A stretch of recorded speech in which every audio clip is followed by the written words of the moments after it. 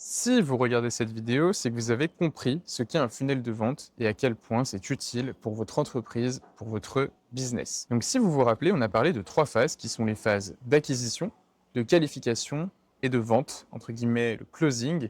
Et cette vidéo va expliquer concrètement comment choisir votre funnel de vente. Parce que des funnels, des méthodes, il y en a des milliers. Ça dépend de votre entreprise, de la manière dont elle est structurée, ça va dépendre de votre budget, ça va dépendre du client type que vous ciblez, ça va dépendre également du temps que vous allouez au projet et des canaux que vous allez utiliser. Tout ça, c'est des variables qui vont être prises en compte lorsque vous allez établir un audit sur votre business et voir quelle est la meilleure stratégie à utiliser pour ces 3 phases du funnel. Je vous prends un exemple tout con qui est votre boulangerie. La boulangerie, c'est un funnel physique, c'est un funnel qui est tangible, que tout le monde connaît, donc c'est assez intéressant de l'analyser. Déjà, qu'est-ce qui va représenter son funnel à votre boulangerie?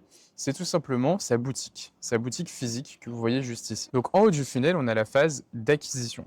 Comment la boulangerie va-t-elle attirer les passants, va-t-elle attirer les gens du village à l'intérieur de sa boutique pour, in fine, leur vendre ses baguettes et ses croissants? Pour ça, il y a différentes méthodes. On pourrait parler de publicité en ligne avec du marketing sur les réseaux sociaux, sur Instagram, Facebook, mais on ne va pas partir dans quelque chose de trop complexe parce qu'on est là pour vraiment illustrer l'exemple d'une méthode particulière d'acquisition. Et une méthode qui est très sous-cotée aujourd'hui, que les boulangeries font beaucoup, c'est l'odeur.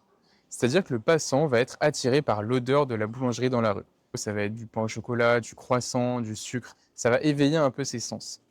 Une autre méthode qui est intéressante, c'est le visuel.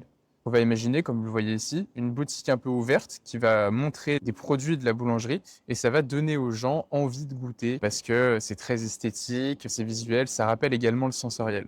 Et donc tout ça, c'est des méthodes d'acquisition et méthodes marketing que votre boulanger va utiliser pour vous faire rentrer dans sa boutique. Maintenant que vous êtes rentré, comment il va vous qualifier? Quelle va être cette deuxième phase du funnel? Il va simplement vous parler. Qu'est-ce que vous voulez aujourd'hui? Comment allez-vous? Il va établir un lien avec vous et il va étudier un peu ce que vous voulez manger, qu'est-ce que vous voulez acheter chez lui. Donc il va venir vous qualifier. Est-ce que vous voulez des baguettes? Est-ce que vous voulez des croissants? Il veut savoir ce qui vous intéresse dans sa boutique et ce qu'il va vous vendre. Ça paraît logique, mais un mec qui n'est pas qualifié, qui par exemple veut une pâtisserie ou un gâteau, les boulangeries, si ça fait que du pain, le lead ne sera pas qualifié dans sa boutique et in fine, vous ne pourrez pas lui vendre votre produit, quoi. Et donc derrière ça, on a la vente. Cette fois-ci, c'est plus de la transaction. C'est que la personne va tout simplement acheter le produit et vous allez encaisser. Votre boulanger va encaisser. Et donc c'est ça, les méthodes d'un boulanger. Le sensoriel avec l'acquisition, les dialogues et l'étude de besoin pour la qualification, et enfin l'encaissement et le fournissement du produit pour la vente. Alors maintenant, il faut vous poser les bonnes questions.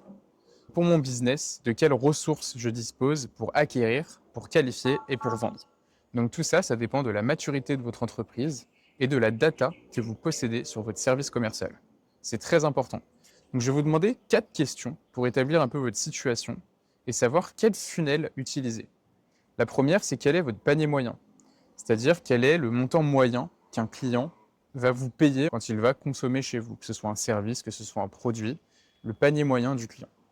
Ensuite, la deuxième question, c'est quelle est la durée de votre cycle de vente, de la prise de contact, donc de l'acquisition, jusqu'à la transaction effectuée par votre client. Combien de temps ça va prendre?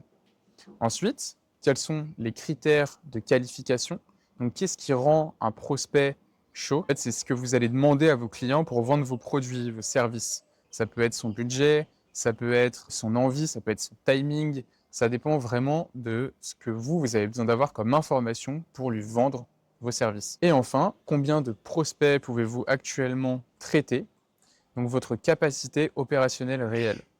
Donc votre boîte est-elle scalable? Est-ce que vous pouvez monter une machine à vendre en faisant énormément d'acquisitions ou est-ce que vous êtes limité par rapport au nombre de clients que vous pouvez avoir? Si vous répondez à ces questions, derrière, vous êtes prêt pour établir un funnel solide parce que vous possédez la data, vous pouvez l'analyser et choisir en fonction quel type de funnel est le plus approprié pour vous. Parce que comme je vous ai dit, il y a des milliers de méthodes et il faut choisir en fonction justement de cette data pour établir des process structurés. Dans la prochaine vidéo, on verra quel est le funnel type et comment l'optimiser parce que oui, il y a des funnels déjà établis sur le marché, vous pouvez en trouver des centaines sur Internet qui correspondent exactement à votre cible si vous répondez aux bonnes questions.